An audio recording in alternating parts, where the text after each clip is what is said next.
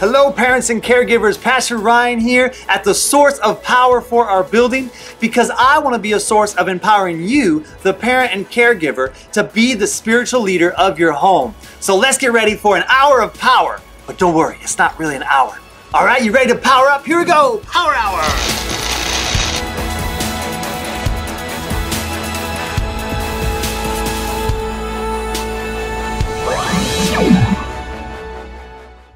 Hey parents, caregivers, and guardians, welcome to another hour of power. Today's topic are the 4 tables of spiritual nourishment for your family.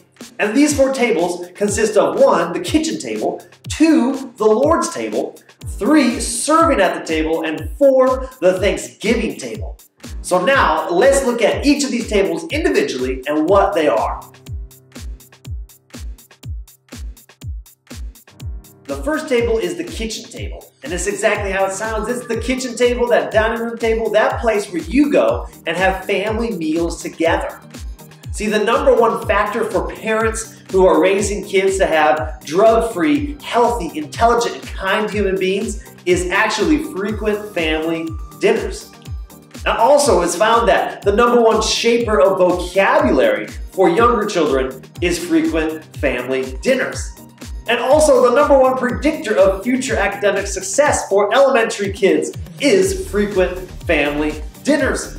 And lastly, one of the best safeguards against childhood eating disabilities or obesity or mental health issues is, you guessed it, frequent family dinners.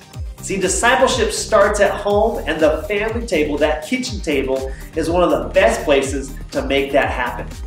So, a question while we're at this table to ask yourself, what could you do to increase the quantity or the quality of your meals together? The second table for spiritual nourishment for your family is the Lord's table, or AKA the church and the body of Christ. See, if the primary table of nourishment is the kitchen table and our family table, a close second needs to be the body of Christ and the Lord's table. Going to church should be a priority to expose ourselves and our kids to other influential voices to help shape and mold them and disciple them. See, I know for myself, going to church and having a church was actually my closest community growing up.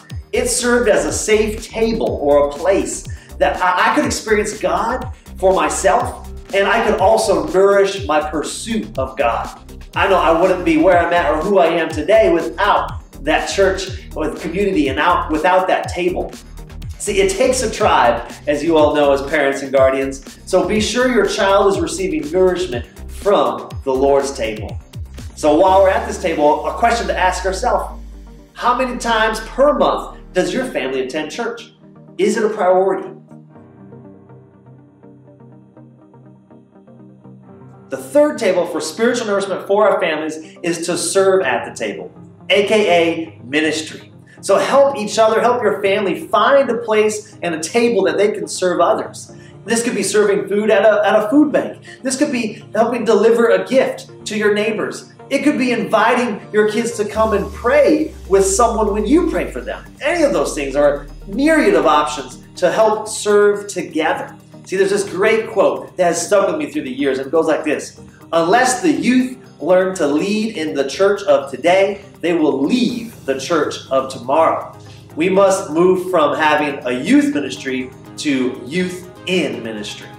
See, find a table, find a place to serve as a family to empower them and the plans and the good works that God has prepared in advance for them to fulfill.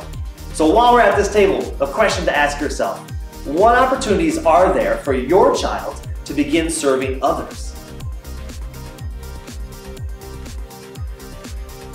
And the fourth table of spiritual nourishment for your family is the Thanksgiving table, AKA this is benchmark moments. These are holidays, milestones in your kids' lives, family vacations, church camps, and mission trips.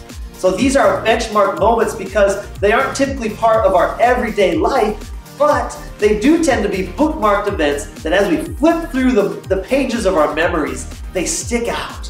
And they stick out because they were out of the ordinary. They stick out because they were moments of creating memories as a family. And they stick out because they were moments of rising to challenges. They stick out because they were moments where we met God, like Jacob in Bethel, and experienced God and learned about himself and learned about God. So while we're at this table, ask yourself, how could you better structure your family calendar and budget to make these moments happen? Well, thanks again for joining. I hope you walked away with some ways and some things to think about as you establish those 4 tables of spiritual nourishment for your family.